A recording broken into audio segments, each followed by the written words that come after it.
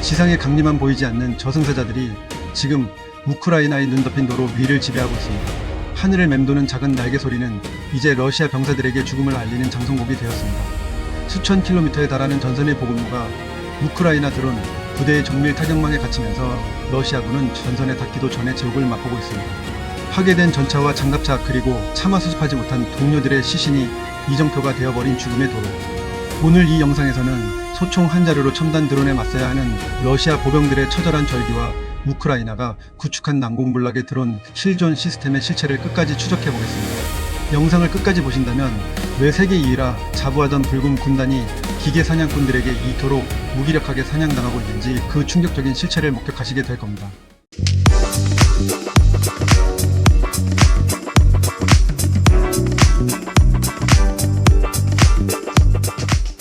사건의 본격적인 비극은 2026년 혹독한 겨울을 지나며 우크라이나 전역의 보급로에서 시작되었습니다. 여러분은 지금 역사의 패러다임이 바뀌는 그 잔혹한 현장의 한복판에 서 계십니다. 왜 오늘 우리가 이 이야기에 주목해야 할까요?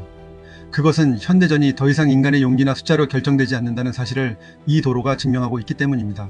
여러분이 지금 보고 계신 것은 단순한 설원이 아닙니다. 우크라이나 동부의 어느 이름 없는 보급로 위로 러시아군 병사들을 실은 두 대의 차량이 조심스럽게 전진을 시도하고 있습니다.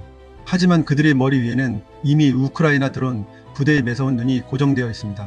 갑자기 정적을 깨는 금속음과 함께 선두 차량의 운전자가 손에 부상을 입으며 차량이 급히 멈춰섭니다. 당황한 병사들이 차에서 뛰어내려 주변을 살피지만 그들이 마주한 것은 구원의 손길이 아니라 차가운 렌즈를 번뜩이며 하강하는 드론이었습니다. 병사들은 본능적으로 자신들의 소총을 하늘로 겨누고 방아쇠를 당깁니다.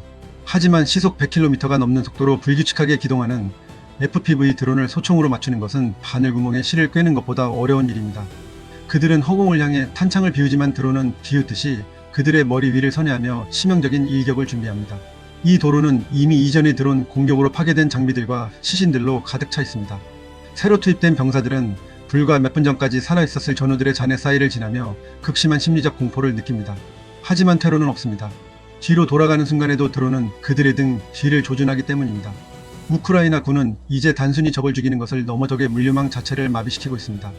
식량과 탄약을 가득 실은 벤 차량이 드론 한 대의 자살 공격에 거대한 불덩어리로 변하는 장면은 현재 전선에서 매일같이 반복되는 일상입니다. 우크라이나 드론 공격의 핵심은 국내에서 생산되거나 개조된 저비용 고효율 시스템에 있습니다. 그들은 상용 드론에 대전차 고폭탄이나 대인 살상용 파편탄을 장착하여 수천만 원짜리 장갑차와 수십 명의 병사를 단숨에 무력화합니다.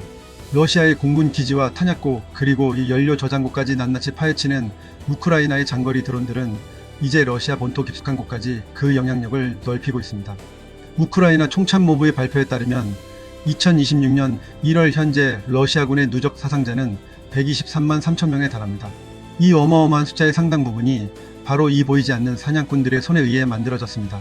러시아 병사들의 입장에서 이 전쟁은 이제 사냥감이 된 짐승의 처지와 다를 바 없습니다.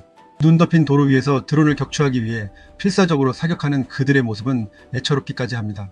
훈련소에서 배운 대공 사격 요령은 제멋대로 움직이는 자폭 드론 앞에서는 아무런 소용이 없습니다.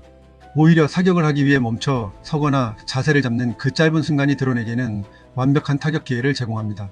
한 명의 부상병을 구하기 위해 대여섯 명의 병사가 모여드는 순간 하늘에서는 또 다른 드론이 그들을 향해 급강합니다. 자비라고는 찾아볼 수 없는 기계식 학살이 도로 전체를 햇빛으로 물들이고 있습니다. 더욱 심각한 것은 러시아군의 대응 수단이 사실상 전무하다는 점입니다. 전자전 장비인 제머를 장착한 차량들이 투입되기도 하지만 우크라이나 드론들은 이미 주파수 도약 기술이나 인공지능 기반의 자동 추적 기능을 탑재해 이를 무력화하고 있습니다. 러시아 병사들은 이제 무전으로 바바야가라고 불리는 대형 폭격 드론의 출현을 알리며 비명을 지릅니다.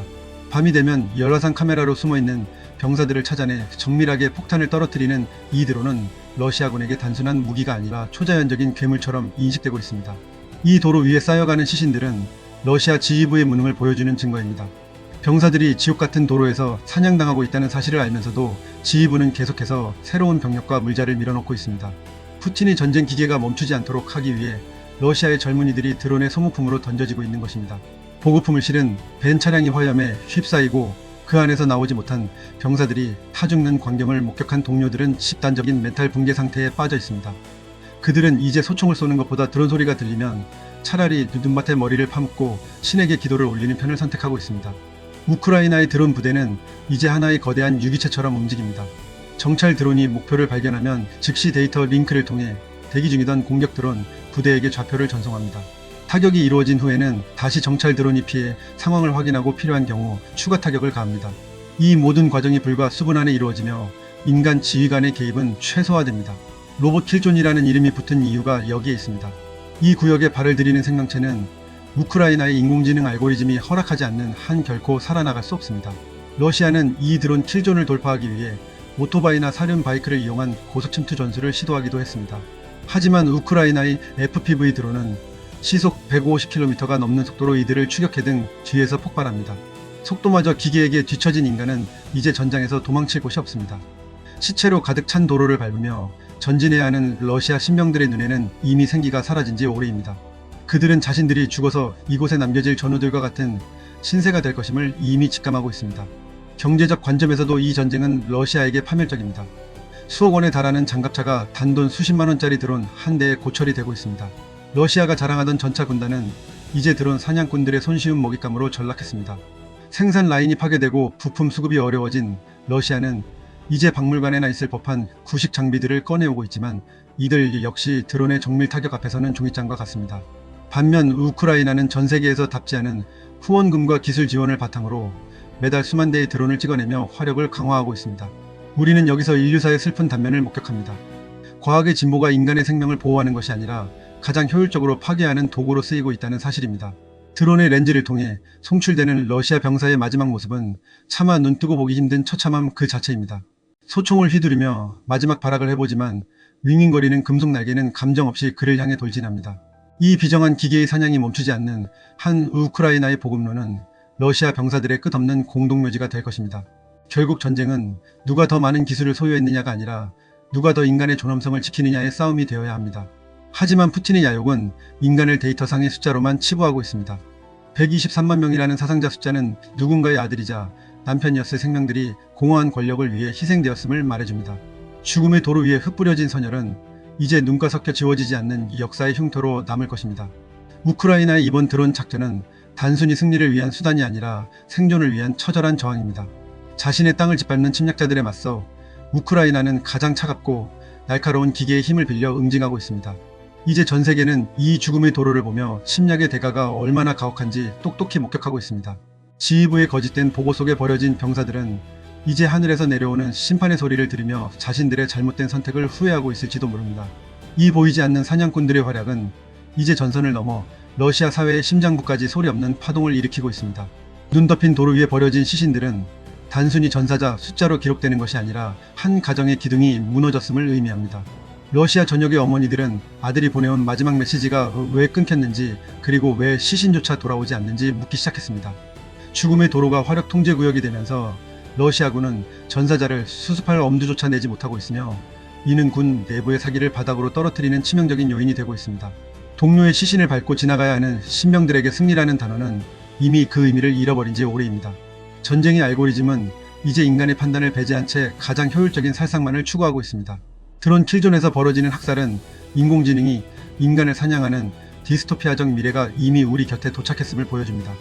123만 명이라는 어마어마한 희생 앞에서도 크렘린의 패는 여전히 승리를 조작하고 있지만 서론 위에 선명한 핏자국은 그 어떤 선전선동으로도 지울 수 없는 역사의 낙인입니다. 기술이 인간의 존엄성을 삼켜버린 이 잔혹한 현장은 권력을 향한 독재자의 탐욕이 빚어낸 인류사적 비극으로 기록될 것입니다. 죽음의 도로에서 피어오르는 검은 연기는 독재의 종말을 예고하는 연기이자 수많은 청춘의 꿈이 산산조각난 절규입니다. 정의가 상실된 전쟁터에서 기계는 차가운 렌즈로 진실을 기록하고 있습니다. 우리는 이 비정한 사냥이 멈추고 평화의 흰 눈이 대지의 상처를 덮어주는 날을 기다려야 합니다. 보급로를 뒤덮은 고철의 산맥이 사라지고 차가운 기계음 대신 생명의 소리가 들릴 때까지 K팩트는 진실의 최전선에서 이 잔혹한 기록을 멈추지 않을 것입니다. 전쟁의 광기가 삼켜버린 이름 없는 영혼들을 기리며 오늘 이야기를 마칩니다. 오늘 영상이 유익했다면 구독과 좋아요 부탁드립니다. K팩트는 내일도 더 강력하고 날카로운 팩트로 여러분을 찾아오겠습니다.